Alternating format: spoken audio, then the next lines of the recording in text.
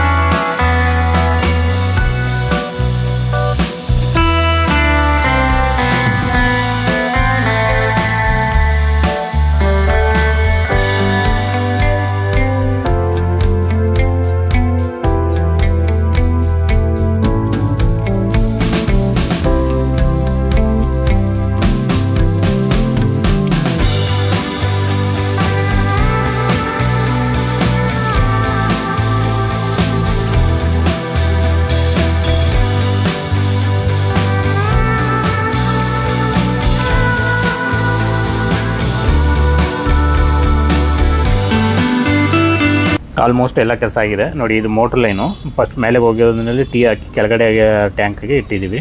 ಇದಕ್ಕೆ ನೋಡಿದ್ರೆ ball valve ಹಾಕಿದ್ವಿ. ಇದು ಫಿಲ್ ಆಗಿದ ತಕ್ಷಣ ಆಟೋಮೆಟಿಕ್ ಮೇಲೆ ಹೋಗುತ್ತೆ.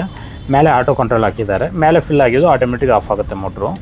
ನೋಡಿ ಇದೆ ಬಾಲ್ ವಾಲ್ವ್ ಒಳಗಡೆ ಹಾಕಿರೋದು. ಯಾವಾಗ ಬಾಲ್ ವಾಲ್ವ್ ಹಾಕೋದು ವಾಟರ್ ಫ್ಲೋ ಚೆನ್ನಾಗಿರ್ಬೇಕಂದ್ರೆ ವಾಟರ್ ಟೈಪ್ ಇರುತ್ತೆ, ಅದರದ್ದು ಚೆನ್ನಾಗಿರುತ್ತೆ. ನಿಮಗೆ ಬ್ರ್ಯಾಂಡೆಡು ಚೆನ್ನಾಗಿರುತ್ತೆ, ಪ್ರೆಷರ್ ನೀರು ಚೆನ್ನಾಗಿ ಬರುತ್ತೆ. ನಿಮಗೆ ಗ್ಲಾಸ್ ಮೇಲಿನ ಬರೋದು ಓಲ್ಡ್ ಚಿಕ್ಕದು ಬರುತ್ತೆ, ಅಷ್ಟೊಂದು ನಿಮಗೆ ನೀರು ಪ್ರೆಷರ್ ಬರೋಲ್ಲ.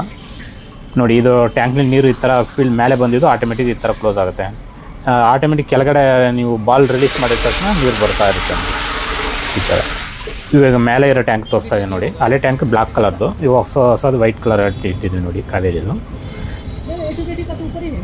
ಇದು ಫುಲ್ ಇಂಟರ್ ಕನೆಕ್ಷನ್ ಮಾಡಿದ್ದೀವಿ. ಕೆಳಗಡೆನೇ ಇಷ್ಟೊಂದು ಸ್ಟೋರೇಜ್ ಅವ್ರಿಗೆ ಬೇಕಾಗುತ್ತೆ ಅಂದರು, ಅದರಿಂದ ಇದು ಅಡಿಷ್ನಲ್ ಆರ್ಡರ್ ಮಾಡಿರೋದು. ಇದು ಬಂದ್ಬಿಟ್ಟು ಓನರ್ ಮನೆಗೆ ಮಾತ್ರ ಪ್ರೆಷರ್ ಪಂಪ್ ಇವಾಗ ಕನೆಕ್ಟ್ ಮಾಡಿರೋದು. ಅವರು ಟಾಪ್ ಫ್ಲೋರ್ನಲ್ಲಿ ಇರೋದ್ರಿಂದ ಅವ್ರ ಪ್ರೆಷರ್ ಕಡಿಮೆ ಇದೆ, ಅದರಿಂದ ಪ್ರೆಷರ್ ಪಂಪ್ ಹಾಕಿರೋದು ಅವ್ರಿಗೆ. ನೋಡಿ, ಇದು ಹೊಸ ಟ್ಯಾಂಕಿಂದ NRU ಹಾಕಿ ಇದು ಮತ್ತು ಪ್ರೆಷರ್ ಪಂಪಿಗೆ ಇನ್ಫುಟ್ ಕನೆಕ್ಟ್ ಮಾಡಿದ್ವಿ. ಅಲ್ಲಿಂದ ಒಂದು ಬೈಪಾಸ್ ಮಾಡಿದ್ವಿ. ಸಪೋಸ್ ಇದು ಮೋಟ್ರು ಪ್ರೆಷರ್ ಪಂಪ್ ಏನೋ ಅಕಸ್ಮಾತ್ ಪ್ರಾಬ್ಲಮ್ ಆದರೆ ಅದು ನಾವು ಕ್ಲೋಸ್ ಮಾಡಿಬಿಟ್ಟು ಇದು ಯೂಸ್ ಮಾಡೋ ಥರ ಮಾಡಿದ್ದೀವಿ. ನೋಡಿ.